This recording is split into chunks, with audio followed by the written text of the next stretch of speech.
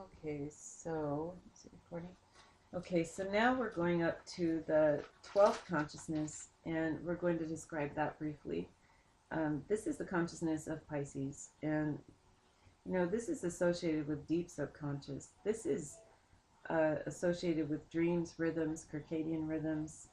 Um, you know, there's always these lower consciousnesses and higher consciousness, and I'm having a hard time saying it with my congestedness, but I want to describe the lower and the higher, and you can apply, and we will go through it again and apply each of the lower and the higher to all 12 of the phases.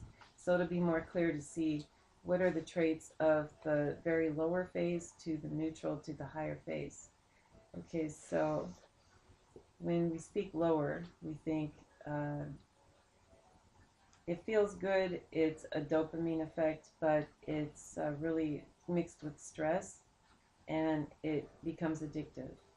It's opposed to the higher consciousness, which is a dopamine effect and an oxytocin effect, and it's a lasting effect, and it brings you to a higher resonance, essentially higher on the mountain of consciousness, as to opposed to in the tar pits, like where you get stuck and you continue to die, and those are the tar pits, whereas the higher is way more freedom.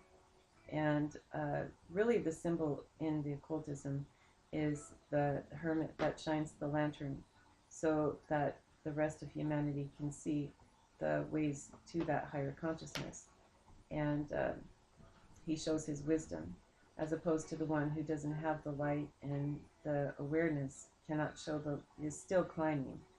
There's different places within those mountains of consciousness. The lower way down to the negative numbers is, that's malevolent, and as the higher we get, that's the more benevolent.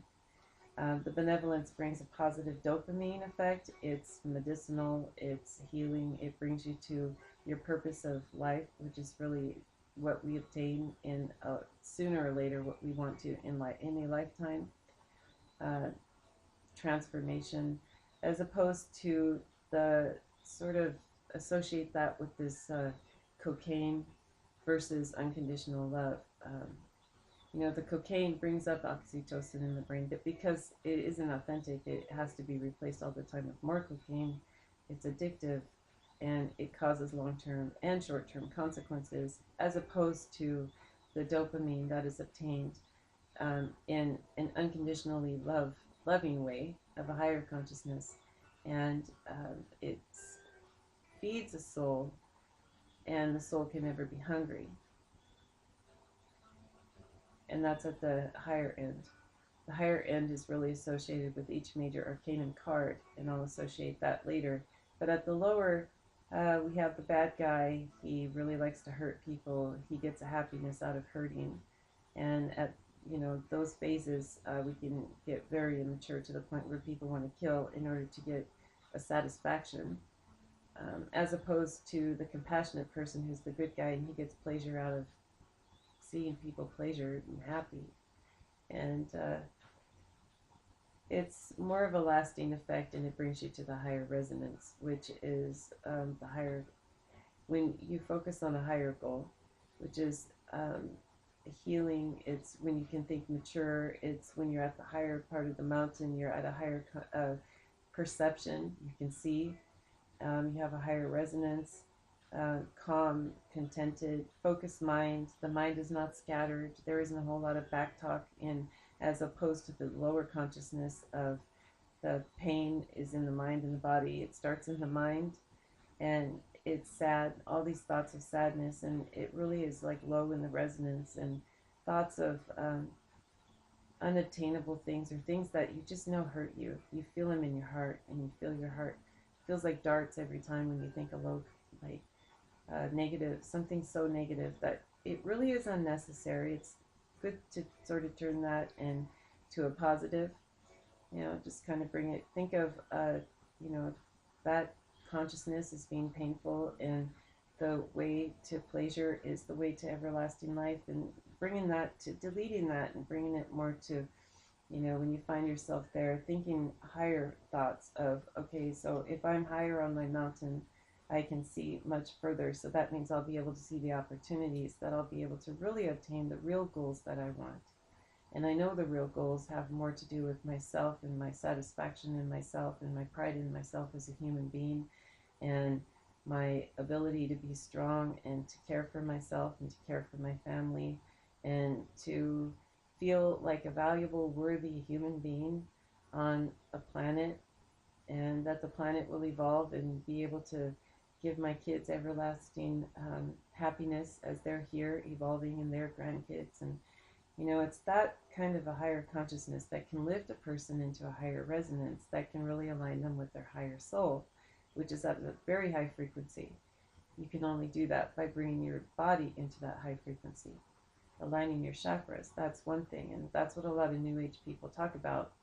And it is important to align your energies, so that way you can align with the light and the higher consciousness that really exudes high energies and frequencies through your body. So at some point, when you can really focus the mind and you can be on the higher consciousness versus the lower, and only have benevolent thoughts, and know that, it's like there's this wisdom that comes with knowing the light versus the dark. This is what I shouldn't do. This is counterproductive.